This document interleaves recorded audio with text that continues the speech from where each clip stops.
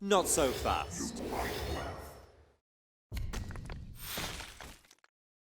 Only I can understand that glorious release of bloodlust. You talk too much.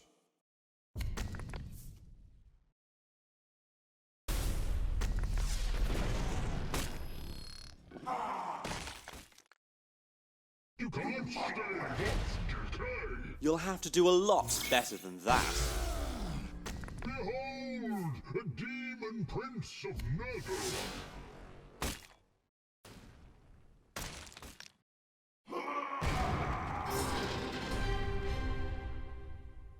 Have I told you the joke about the bear?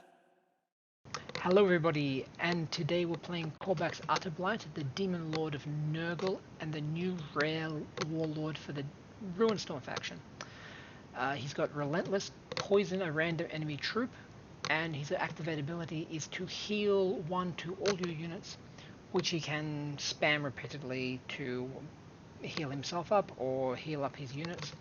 Quite helpful for keeping your own board while your own enemy's board is being whittled away by your poison. We'll use this a few times to good effect during the matches we're about to see. And as a rare warlord, like most, he has 35 HP and 2 attack. He's also got low initiative, which many people consider a disadvantage, which it is. But the Relentless really helps mitigate this, because you'll be killing off any troop they put down for the first half of the game, basically. They will get an attack in, but they won't get to keep it, they won't get to steamroll away, which is often the disadvantage of going second, is that you're worried about the opponent steamrolling away from you. But here you get to kill them off as they put them down. So, the deck we'll be using is Gaping Maw. You can see the 3-drop slot is very stacked here, but every single one of them has their own role. Like, for example, the Chaos Furies, they come down in stealth, they get a free mutation, so you get to customize them based on what you're facing right now. And so they'll be in stealth, be pretty hard to kill, and then they can attack what you need them to attack next turn. As well as them, you also have the Demonettes, the Elitol, the Herald, and the Monster, also stealth troops with high attack, which will come down and deliver that attack to where you need to be. As well as the stealth, you also have a strong mutation theme. The Plague Bearers can be put down to summon a few mutates into your hand. You've got the Unrestricted Frenzy, which goes really well with the mutate cards to buff up your troops. You have the Demon Brutes, which, like the Chaos Furies, also come down with a free mutation, and the Get a Little Jalal, although we never played it, and I think it's a bit too high for how most of the games tend to play out. He will also generate mutation cards for you.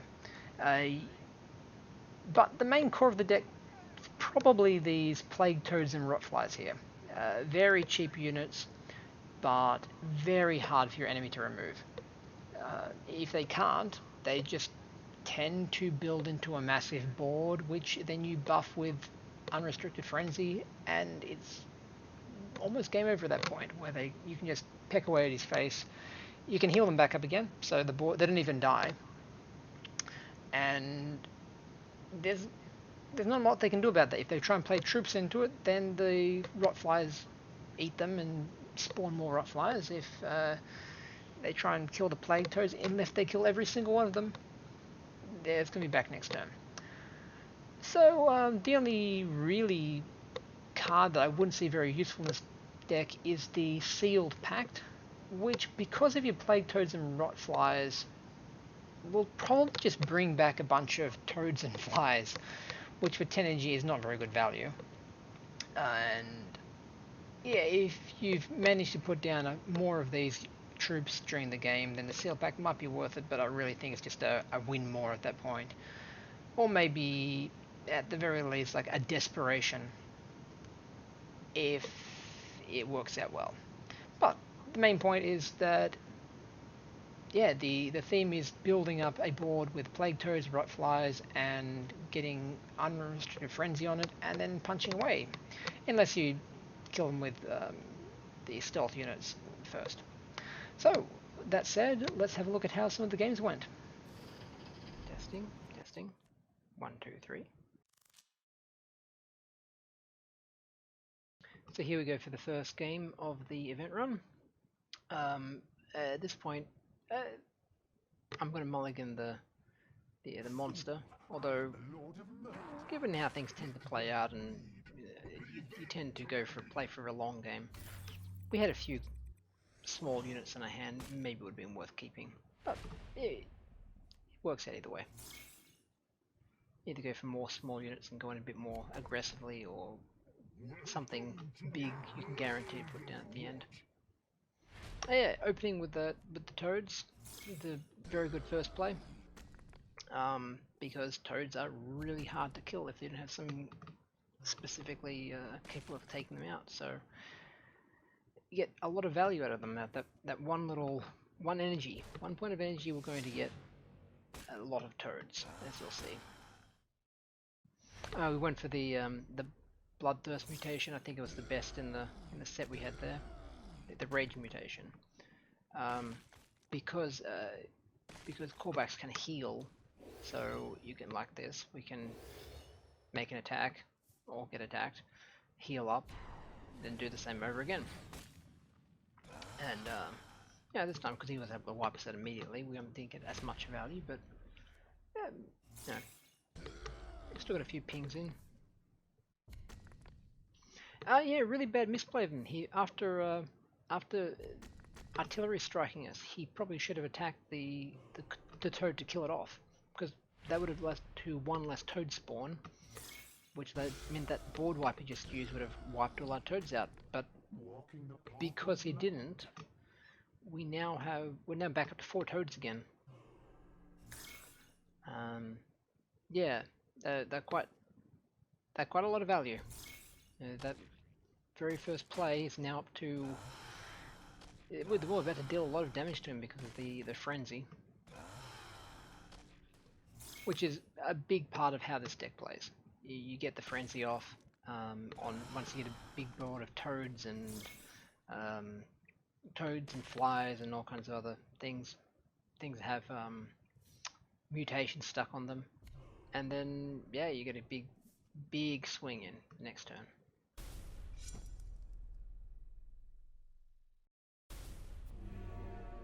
Yeah, that's a bit annoying, having that taken off us, but again, we got so many toads we can deal with it without even noticing, basically.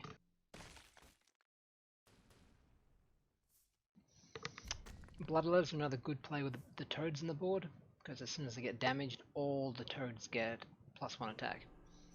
So that's basically doubling from 1, they go to 2. That's double the attack. And of course they can go up 3, 4, etc. However many times. Like it's got 4 HP, so it can usually take a few hits before it goes down.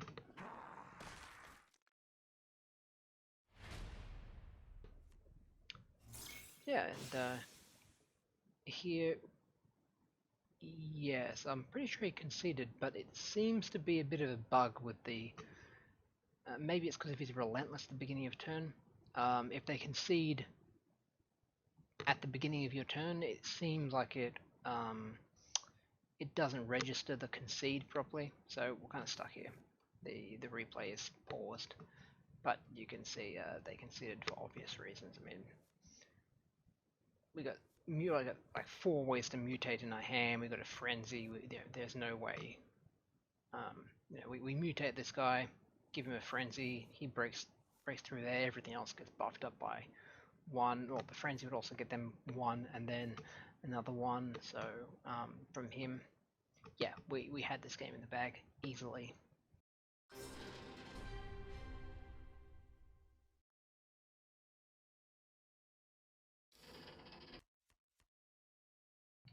Okay, for the second game, again, we've got a mid-range drop here, so we can put these 2 away, try and get something smaller. Got some demonettes, but we prefer to have some other options. And Frenzy is always a good option to have in your hand.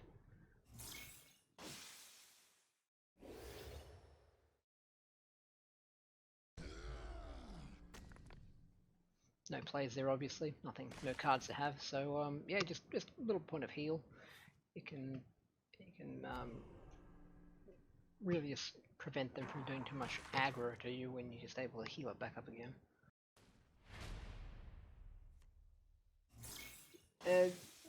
Demons were the obvious choice here for me because you know, playing them on an empty board is the only way to play them basically, unless it's just win more. So yeah, obvious play here to make. It didn't work out because of Artillery Strike. It's perfectly timed, unfortunately, that card to deal with them. But I don't think the Fallen would have done any better. You know, maybe it would have got some. They would have had.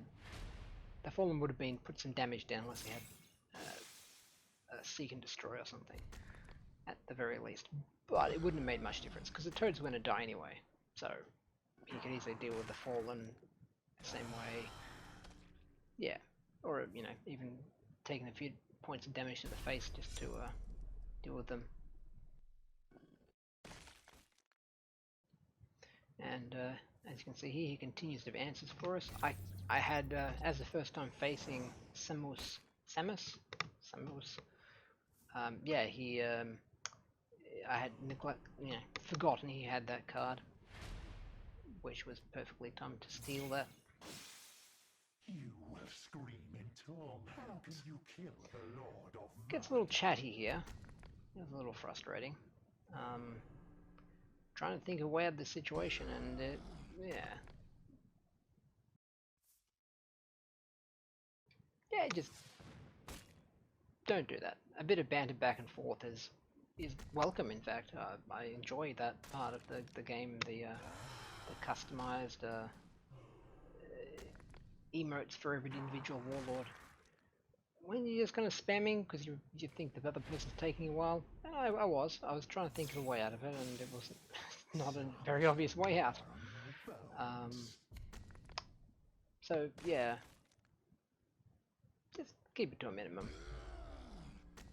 But yeah, the reason I'm thinking so long is we are in a very bad spot here. We need to kill the Toads, which, or they keep on growing.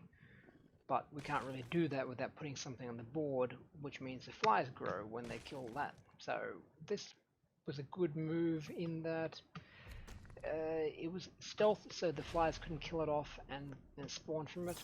But here, obviously, I mean, you know, what are we going to do? Like, you put down a blocker which can kill them off before we have a chance to kill off the fly. So yeah, the flies spawn after all.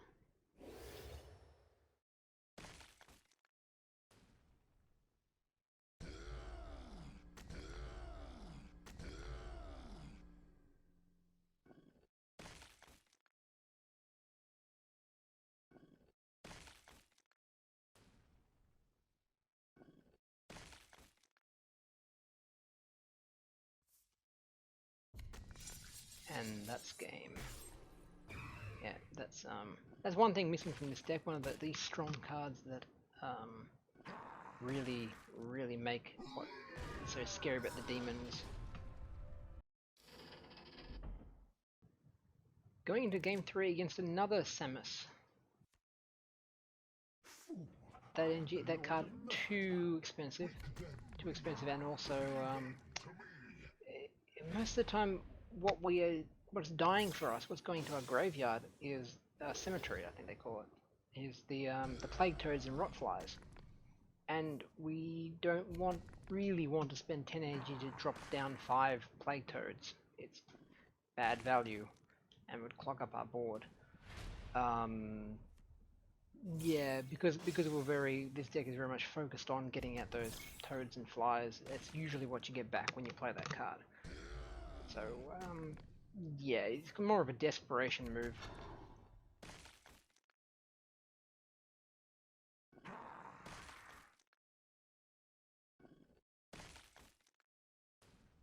Yeah, once again he's got the Toads out and they're causing headaches for us, but we're also able to deal with them in this case a lot more effectively. Went for the Molten Blood Rage, because it's a good way to help clean up the Toad spam.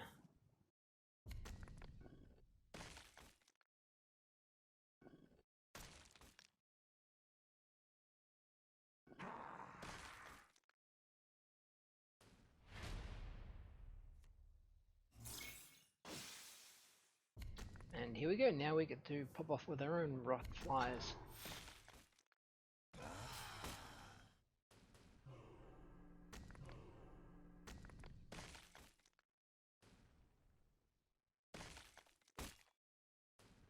And just like that, the entire board's cleared up. Try and look for plays like that. Like that's why I went for the rage. The extra ping takes the advantage the toads and flies have away from them, in that they can't survive a hit from your warlord anymore. And you know, the death stats always help with that kind of situation as well.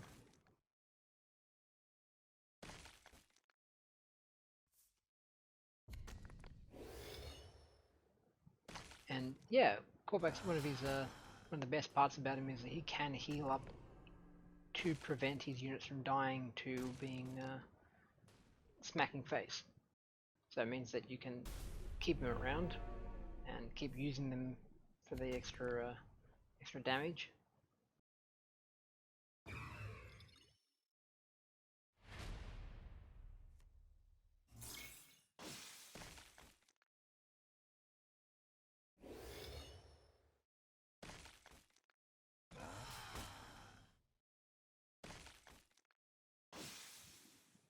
Yeah. So we have this one taken over quite easily.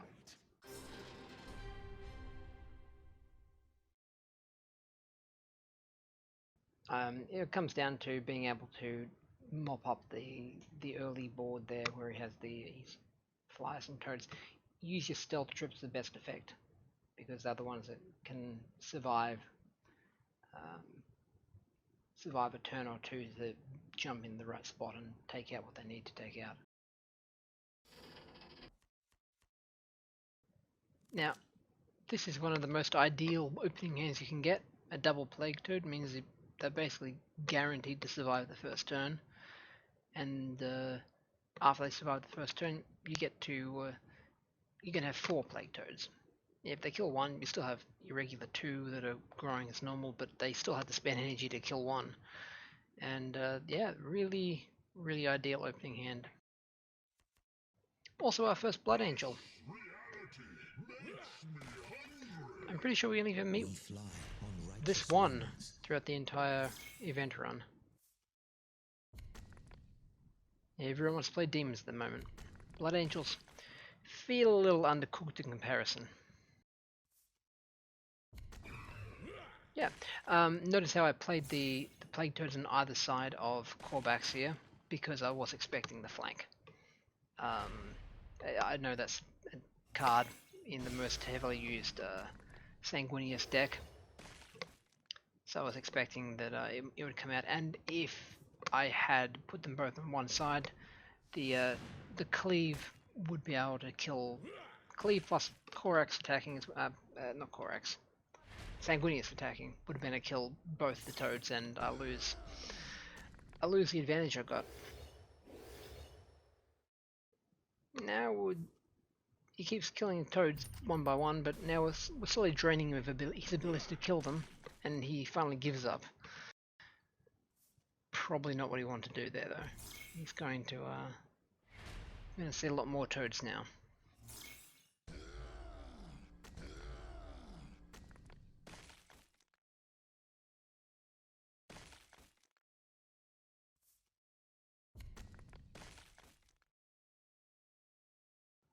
Now, again, I made the same decision about where to place the demonettes there, based on, like, I didn't want the flank to come in and cleaving flank to come in and injure them, but I forgot that he does have that card as well.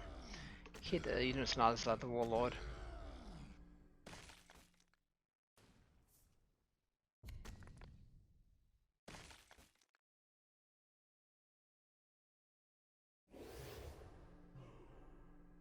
So at this point, we definitely have the upper hand. We've got a few units hiding in stealth, which total 11 damage.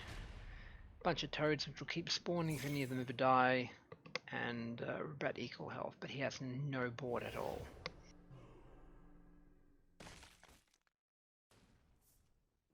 And that's part of the problem here. I mean, the the Blood Angels don't seem to be able to keep up with the number and size of the units that the demons can dish out.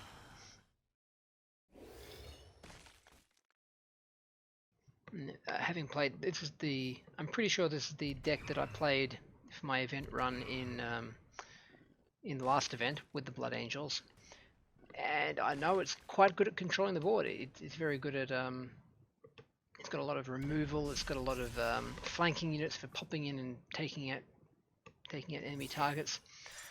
But how much removal can they spend on Plague Toads every turn? Not to mention that we get some really buff survivor units and stealth units, and yeah, I mean, this deck just really can't. It was a great deck for the last event. This one, it just cannot hold up. And I think it seems to be when they concede during the turn changeover. The Relentless must have something to do with it, because we are frozen again.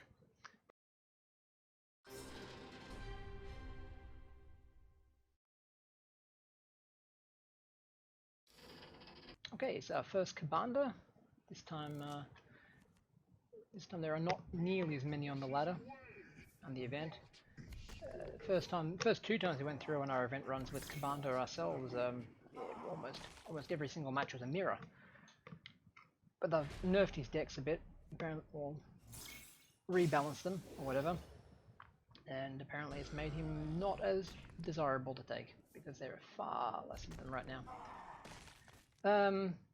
Yeah, well, it's a lot easier to take care of toads when you don't have your own units being poisoned every turn. Like, I'm going to put down the Demonettes here against another Cor'Bax that is immediately poisoned, and against the Samus that would be immediately stolen. But yeah, with the Commander, he's going to have to attack with something, or use an ability on it or something at least, that he might not have in hand. But at least, yeah, we can. Like, a Cor'Bax would be poisoned, it would take out a Toad, which was free for him anyway, and so we spent 3 energy to take out something that was free. It's very frustrating. And speaking of free, now we've got flyers to deal with, but we're not too worried. We've got the def stats in hand, and they're going to come in next turn, and like, he even damaged half of his flyers anyway. So we're definitely going to take out, well, not definitely, but we're probably going to take out most, if not all of them here. Yep, that was perfect. Couldn't have gone any better.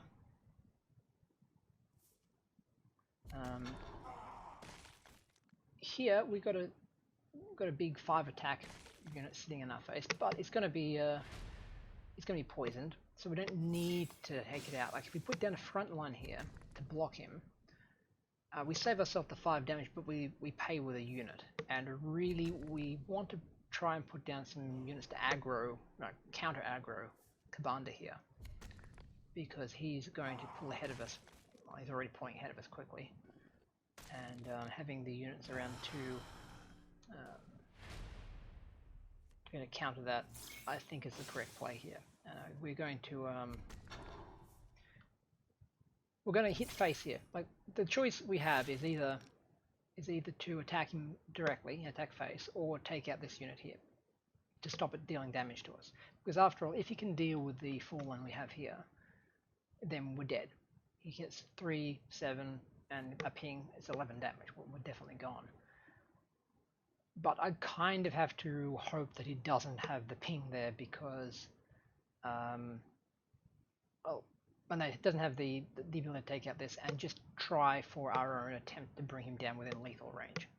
If we do that, like, both these will survive to the next turn, and he'll be lethal range, and we can take him out, as long as we don't die ourselves. So that's why we're hitting face here instead of trying to take out this. I mean, it will pay, again, like last turn when we didn't put down the blocker, we would pay basically. I mean, this one would live because it's a survivor, but it would. No, it'd be. You'd only have. It's our weakest one, and we'd only have 1 attack with it left. Whereas hitting face, both of them are going to survive. Both of them are threatening lethal on him unless he can deal with us. And yeah, he's going to have to do something about it. My blockers won't help. They've got flying. He's going to have to basically win the 2 cards or 3 cards he's going to have. He has to hope for something to kill this. It's his only chance of winning here, and that's why we went with that instead of taking out this, which is a safer way. I mean, if he doesn't have something on board to hit us with, it is safer to kill something which could kill us. But instead, we're going to try and block it and, you know, as I said, smack face and see if that helps.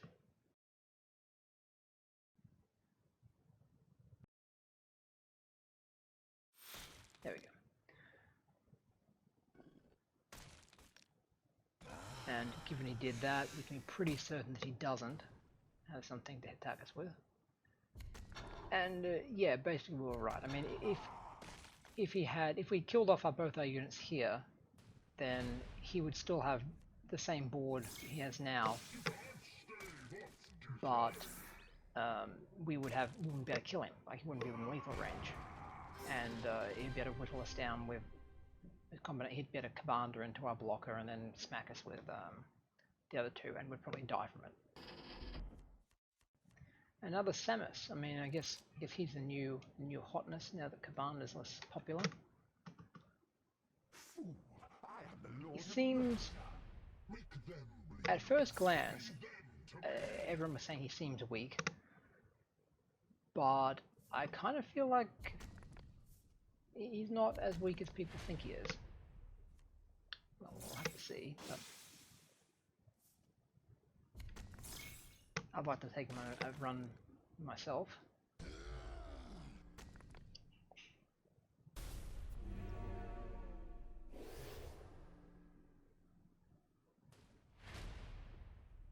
That was... should have attacked with that.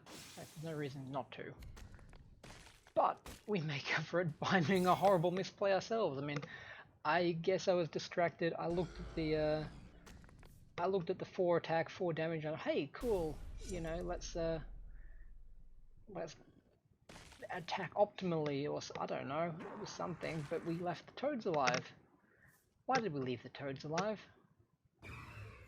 That was, yeah, a huge misplay there, and now we have to try and make up for it. And to try to make up for it, we go for quite an unorthodox decision. We're going to pump up this almost dead plague bearer. Well, lucky we get off a bunch of good abilities on him. He's going to survivor. He's got poison. He's got 4/4 and 2 survivor. So he's going to be a thorn. Yeah, that was risky.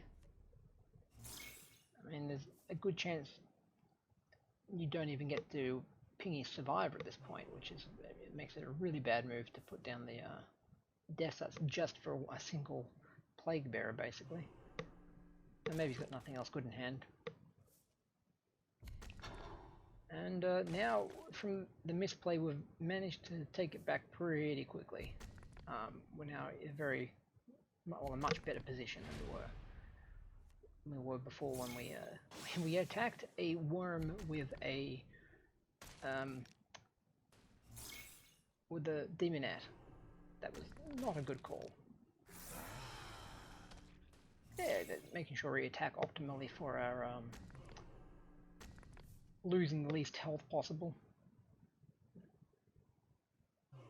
And now we can use Cor'Bax to heal up, and it's as if nothing ever happened to the front line, and we now have a really pumped plague bearer there, which obviously he's going to want to stun lockdown. We were hoping for talons, so we can take it in one shot. Yeah.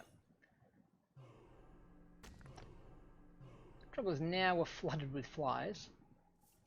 Maybe we should have used the opportunity of having a powerful attacker there.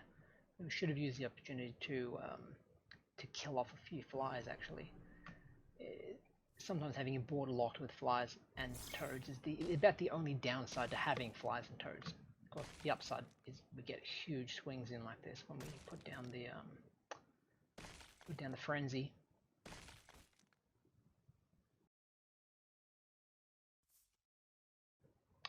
Yeah, not sure that's going to be enough.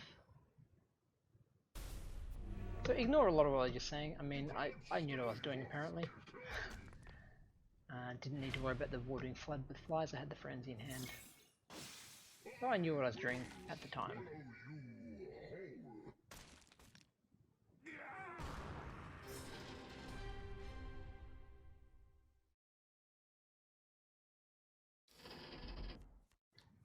And now we're back to a Cor'Bax mirror again. You don't want too many fawns at this point. Searching for flies, but maybe I should have dug a bit deeper, considering how. Yeah, it is. There they are. It's always tough fighting back against toads when you're going second. But then again, Cor'Bax does seem to be a very good Warlord for going second. He's relentless is of course reactive.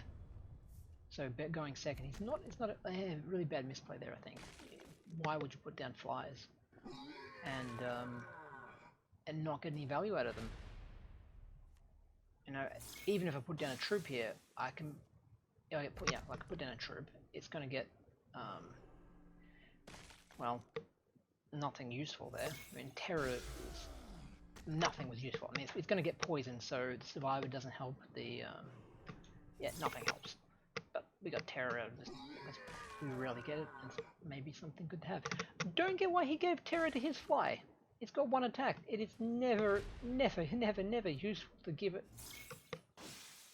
Well, an unbuffed fly terror.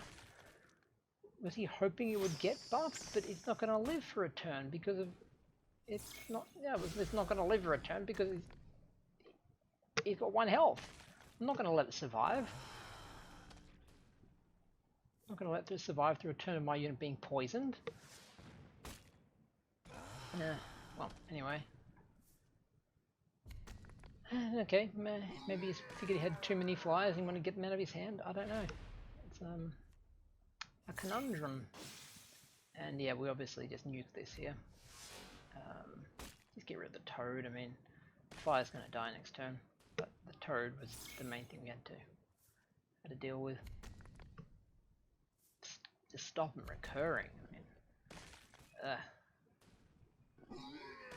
now finally we need to put down 2 troops. You finally get to make some ground against Cor'Bax, because you can only poison 1 of them after all. And we poisoned the least useful one, of course. But I'm going to attack in here to hopefully make him make sure this thing can't survive. He could have if he wanted to, but he could have made it so that he would have had to pay for it. And I guess he had this line of play in mind where he does that, but not like why spend so much energy buffing up a single fly which is just going to get poisoned next turn. He's going to suffer the poison, and I'm going to well, basically ignore it. And you've spent a ton of energy buffing up a fly which you don't even get to keep for a turn. It's going to poison 1 thing, which is going to die anyway. Yeah, you know, not the greatest of plays.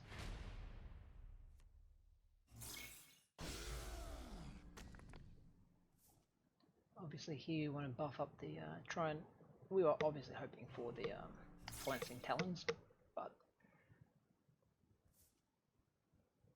we'll take that too. With survivors pretty good on sneak attack units, because it means they have to attack. Because they don't take their own damage when they attack, so the enemy is forced to attack into them multiple times to kill them off. It's good for their high attack that they typically have.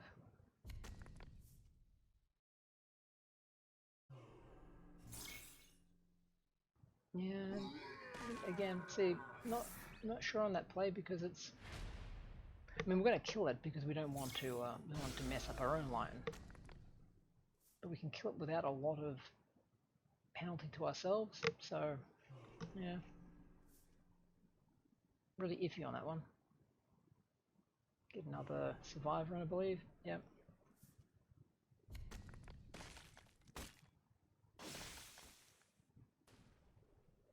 And I think, yeah, we even eat the... Cor'Bax doesn't have a lot of aggro to come in with, so we're pretty safe. I'm not worrying about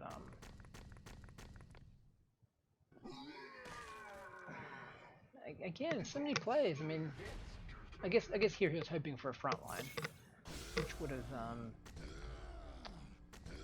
yeah, which kept him alive a bit. But yeah, as you see, not a great card for this deck. All right, great opening hand. We're going to keep that. It's got some early plays, and then we get something to put down later. And we're going first. So that said, I'm not sure that it's necessarily a good thing to go first as Cor'Bax, because you will be suffering the poison effect and not giving it out from the beginning. You know, I guess it works both ways. Now you do have the advantage of playing first, get to dictate the board state a bit more. And double toad, with one toad, it would be just like we've seen in the previous mirror matches, where one toad gets poisoned, dies, poison, yeah, spawns poison, dies, spawn poison. But two toads, now we're getting somewhere. Now we're going to yeah, now we can take control of what's going on, because we spawn two in the first turn. And yeah, I mean, we're pretty good here. We're going to heal up again, and he's now what, 9, 10 HP down. We attacked with one toad last because we do actually want to be able to kill one of our own toads off to put another troop in. We learned from that mistake last time. So yeah, we want to have the opportunity to yeah, right now we're going to spawn a full board out of 6 toads, and we had hoped he wouldn't attack it, I guess, but we do want to try and make room for some better troops, like some brutes would be great here, but it's also fine. No, it's not it's not like we're in a big rush to close out the game. We've got a big advantage. We can just keep doing this repeatedly.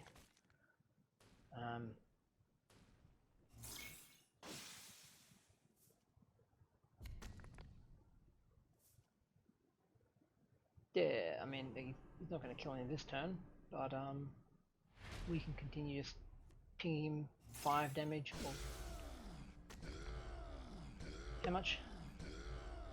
5, 7 for ourselves, and then we heal up 3. So he actually gain health every turn, and he's going to be down. And unless he can put down a few troops at once, all his troops are going to die.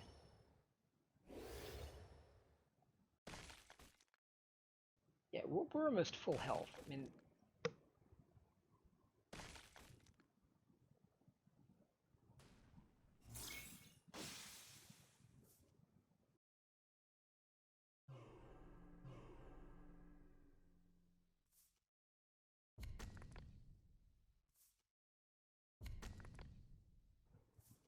now, if he's going to come back, this is the way to do it.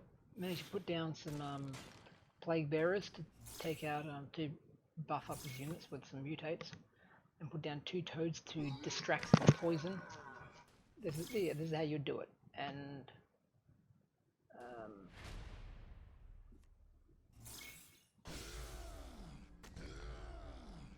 sadly, I think it's too late for him, because we're just going to overpower him here with too many units. Those toads are all dead. Plague Bearer's going to die. Should have attacked the Plague Bearer first here. That was a misplay. I thought I didn't want the didn't want to give him another free mutate.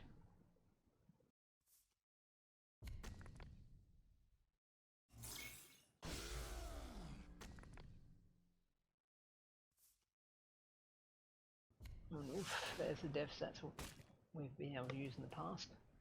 Luckily, he doesn't have a lot to capitalize on it with.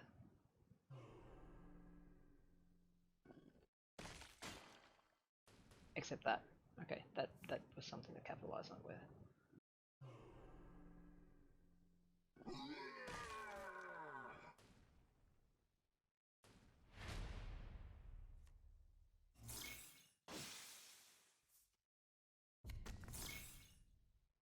So yeah, it was a good comeback by him. Too little, too late. And yeah, we're going to take this one out. Obviously, very silly mistake putting the 2 health demonettes right beside the Warlord, which is the only target that can be attacked. Because of cleave. And you know, sometimes you get lucky with your mutate roll. Sometimes the enemy does. And this is one of those cases where the enemy does. You manage to get how many cleaves? You got a lot of cleaves, put it that way. So yeah, we can finish off the toads here. I'm gonna put down some talons to make sure we get maximum damage in. Probably some survivor, I think. Yep, survivor. So yeah, we pretty much have this one. Pretty hard for me to wiggle out of this.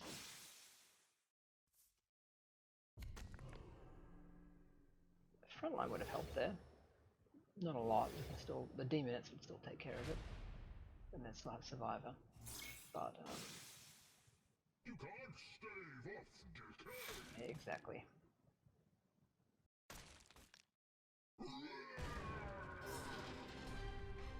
It's going through Cor'Bax's voice lines. There's no good job. The usual good job slot is saved for you can't stave off decay. It's more of a taunt than a compliment, I think. I did want to try and say good job to that guy there for coming back, but yeah, Cor'Bax doesn't really have the option. Our second commander, again, we don't really want Sealed Pact because it's, yeah, we're going to get a lot of toads and flies probably. I don't want to spend 10 energy to spawn 5 flies. You know, situationally can be useful, of course, but yeah, it's just for spending an entire turn like that. Full energy, 10 energy turn, you could be putting down all kinds of things. I guess it's for when you don't have any cards left. Better to use. You know? But yeah, I get the feeling in a deck like this, you're going to get, you know, 3 toads and 2 flies or something.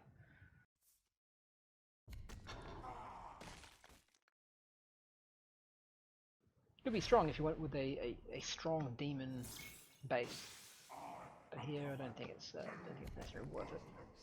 I will swallow you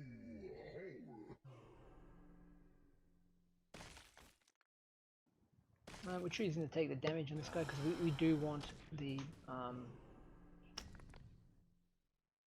bloodthirst to buff everyone up. We want the toads, the flies to spawn, and yeah, just in general wanted to get a whole lot of advantage out of that one death. It took a bit of damage off us, took a bit of life off, but worth it. Yeah, definitely want the crushing claws to try and deal with. We think we can deal with the flies this turn, but we probably want it just in case.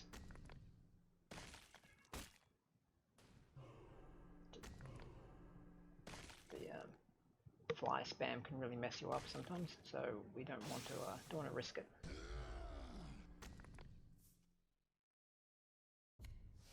Yeah, and even though we had to poison our own strong fly to kill off that fly, definitely worth it here. I mean, if you nuked the board with the death stats while the fly was still alive, we would have a whole board of flies to deal with now. And we don't have death stats of our own, so definitely worth it. Just finish it off.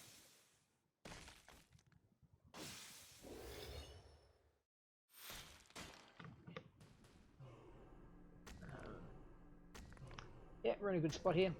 I'm going to spawn a bunch of flies, heal up. And now we're basically equal life, but we have a much better board. Yeah, a bit harder for death sets to work when they've got 4 health though. Well done us though, that's a big hit.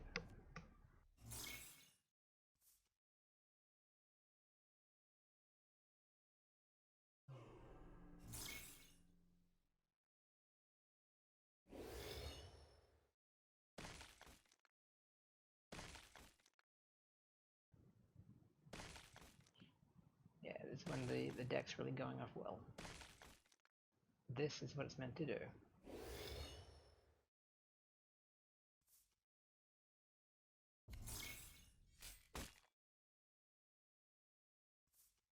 He's got all the board wipes, doesn't he?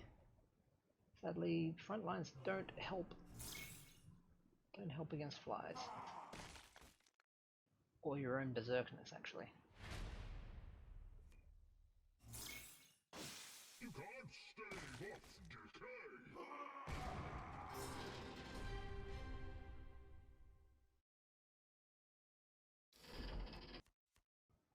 Here's another mirror.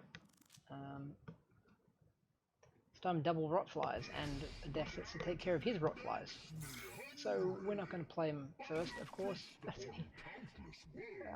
I see some people playing the rot flies down before they get any.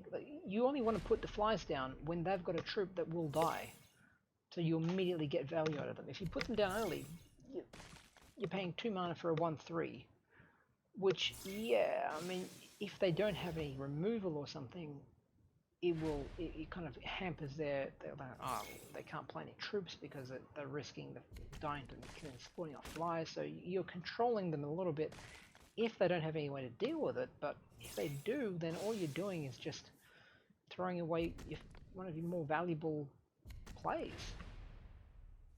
Like even here, like, why is he playing this? I mean, we kill it easily, definitely we kill it. There's no way we don't kill this. We've got a 3 attack unit on the board. So yeah, we kill it, and then we get a bunch of buffs for our units still on the board. I mean, it's fantastic. So yeah, that's really not a very good play on his part.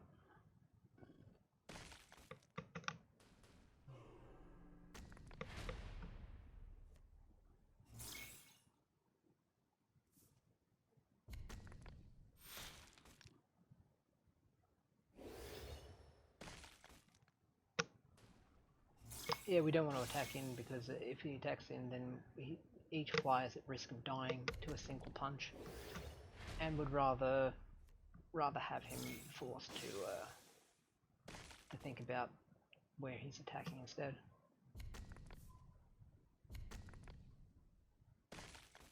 Yeah, so again, we're not even going to worry about the plague fly here. It doesn't hold a candle to our flies. He's going to kill something, or poison something at least. But it's going to, yeah, he's got a maintenance penalty. It's not going to do too much. Oh, okay, now it is. Now it's going to kill off this guy, but you know, it's going to die. There it is. Dies. We spawn flies because of it. We don't need to kill it back then.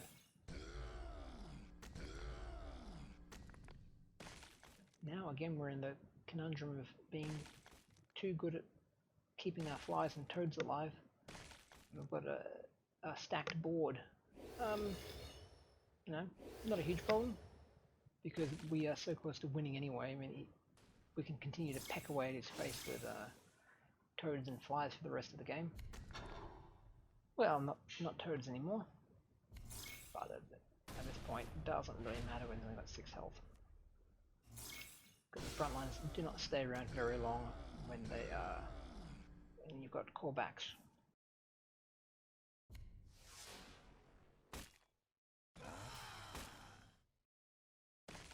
I mean, it probably didn't play that in the right order. Probably should have attacked in with a few things first before I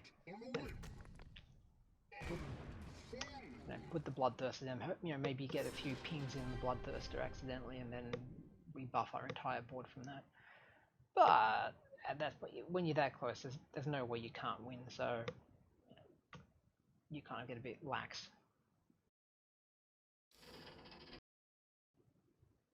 Yeah, here we go again. Another Cor'Bax mirror.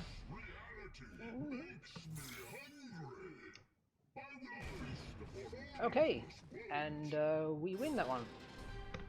Really, some people are really into the mindset that if they're going second, they're going to lose. Yeah, we've won every single one of our going second mirrors. I don't think it's that tricky.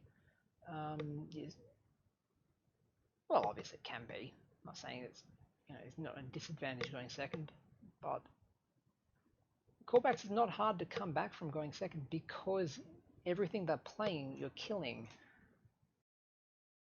It dies the first time they put it down. It takes a while before they get to a point where they can put down more than one unit and hopefully win. I mean, if I put down double toads or something, I can imagine quitting straight away. But yeah, play that first. Maybe you just want to quit the event and get a new Warlord.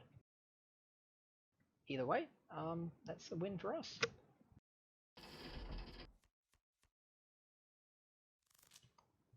Yet another mirror match here. Get rid of the Plague Bearer, which tends to not have good value, and dying to is a poison, and the it's too big with the. We want to go in fast and try and either get our own toads or take down his toads. This time it seems like neither have them though.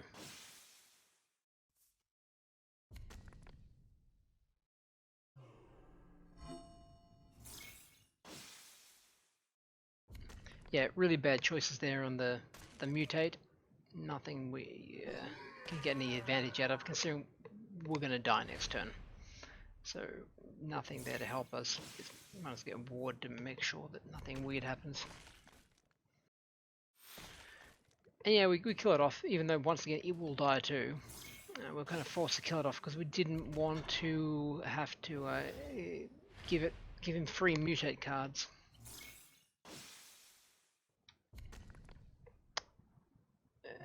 Yeah, the Talons are good. Talons are a good, good mutate for a change.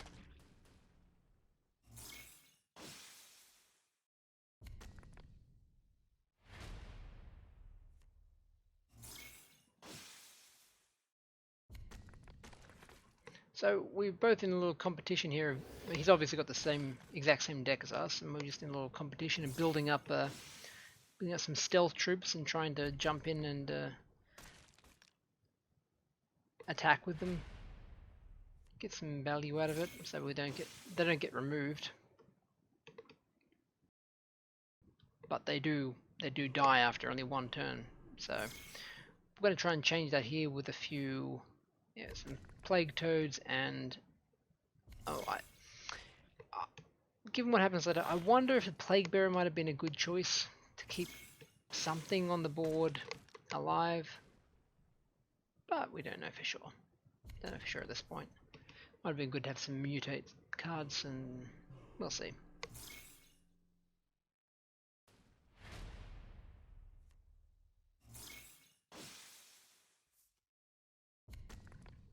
So finally we get 2 troops on the board. One can survive the poisoning. But he unluckily gets a really good mutate off. And combine that with the def sats, and we lose our board again.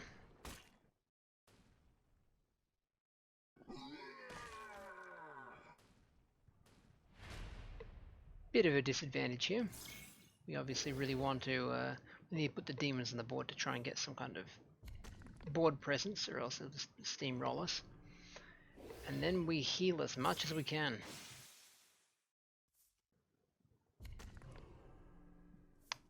Not good. Not good there to get the flank.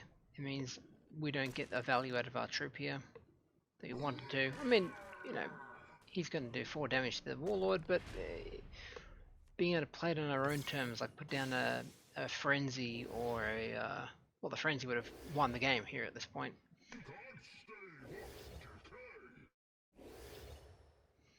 And given we've got nothing that can affect the border right now, we are forced to just heal up as much as we can. Luckily we're on 10 energy to get the full 5. It's going to be just enough to help us live. Made a big mistake though. I probably should have hit the demon with my face at the end there.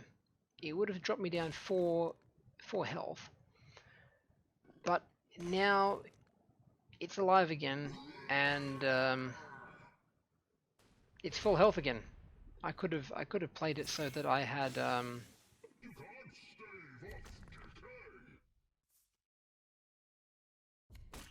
like in this alternate universe scenario, he doesn't have the demon now. I'm 4 health down, so I'm on 3, which by the way is still gonna be lethal here. But at this point, he doesn't have the demon to have a chance to attack twice with, so I'm not forced to attack here. I wasn't forced to play the flies necessarily. If I had the 1 extra point of healing, do I get to live here? Considering I'm really just dying, even as it is, maybe I do. Yeah, so in the end we were forced to attack the demon there, and yeah, it just feels like we probably could have made it. If he doesn't have any kind of extra damage in his hand, we make it through that one, I think. But you know, hindsight is 20/20, and just when you're up against another Cor'Bax, make sure you take out things which are low HP when you have the chance, because he can heal them up after all. So if you don't want something to stay around for the next turn, yeah, maybe take it out before he has a chance to heal it. I mean, if it's going to punch your face anyway, might as well you punch its face first.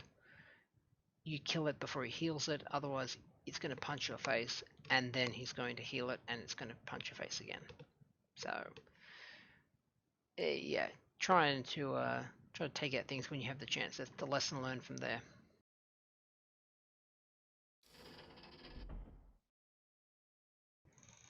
If I want to mulligan some of this, another Commander. Didn't find little minions, but Furies are great. Furies can be great. The last 2 games we used them, they've got horrible choices for the mutates.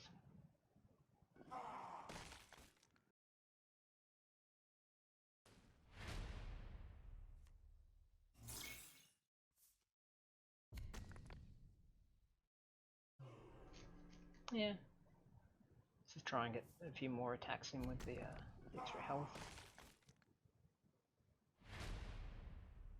Now I see that claws would have been better.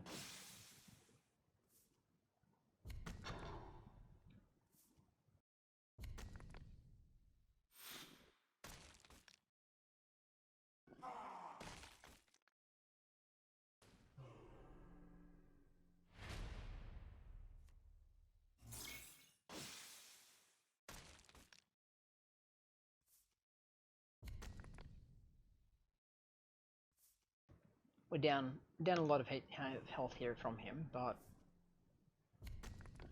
he's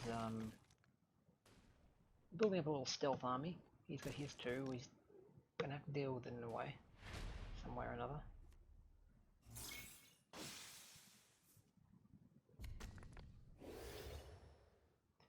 Not risking the death stats because, well, there's only a 50% chance of it killing him. 50% chance of it killing his unit. And let's be fair, we got really lucky that we didn't get killed off ourselves there. We're only 1 HP. But I don't think death stats at a 50% chance to. I don't say good game just yet. Well, you're talking yourself up a little bit there, because you don't have a way to finish us yet. If you did, I could understand the talking yourself up, but right now, yeah. Now you're in lethal range. And again, I want to say good job, like well played, but the best I can do is you can't stuff. It sounds more like a taunt. So I try something else, another emote. I mean, look, when a hero says good job, nothing says good job.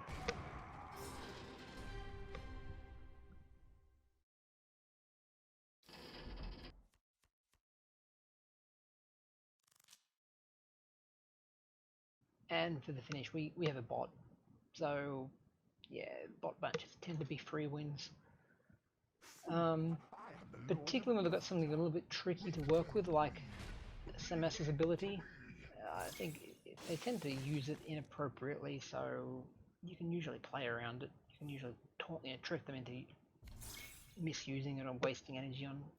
Like, right, yeah. That's a waste of 2 energy there, basically. What was it? Was it going to punch his face or something? Maybe, but probably not. I only tend to punch face when either the opening attack to get a little bit of a health deficit, so that way I can heal it back up again if I need to spend engine healing. Better just get it done the first turn. Or if I've got a big advantage, which I do now, so that's why I'm attacking face. Other than that, Cor'Bax is really a very just sit down and wait. Will you wait for the decay to happen?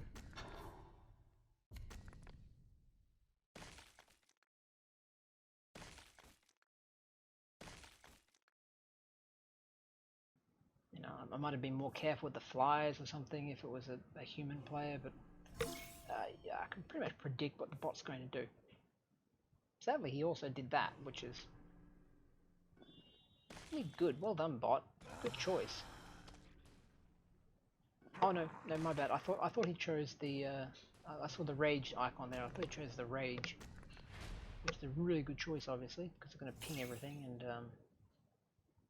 kill off the 2 flies. But no, I didn't choose that, of course. That would be smart of the bot.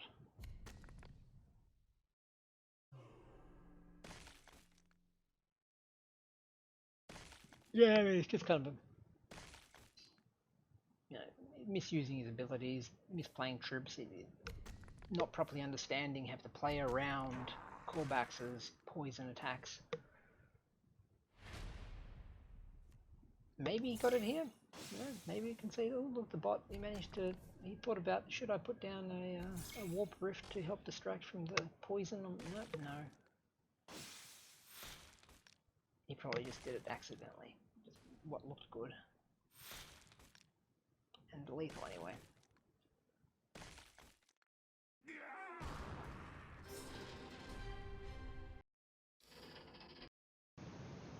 And there we have it. The deck took us to 12 wins.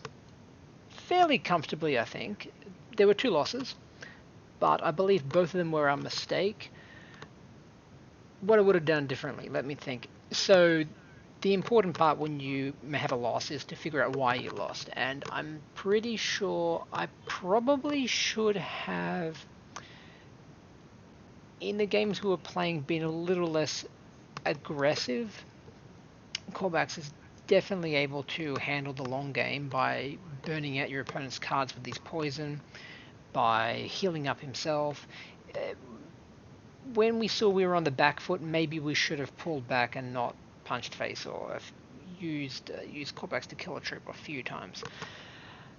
Yeah, that'd be my main takeaway from it, I think, is that when you've got the upper hand, that's when you go in, but only when you've got a significant margin. Until then, take it back, take it easy, only go in if you need to clear out something dangerous, like clear off a few toads or kill off a few flies or something like this. Or like in the example I explained where I really should have killed that unit off. It was going to punch me anyway. I might as well have killed it so it didn't have a chance to do 2 punches. So apart from that, I think we did pretty well. I think the deck's pretty solid. Make sure you get your flies down. Don't let the other players get their flies down. Flies and toads. Buff your flies and toads and they'll take you the whole way. Alright, so until we meet on the ladder, I'll see you next time. Have you ever gone? Hooroo.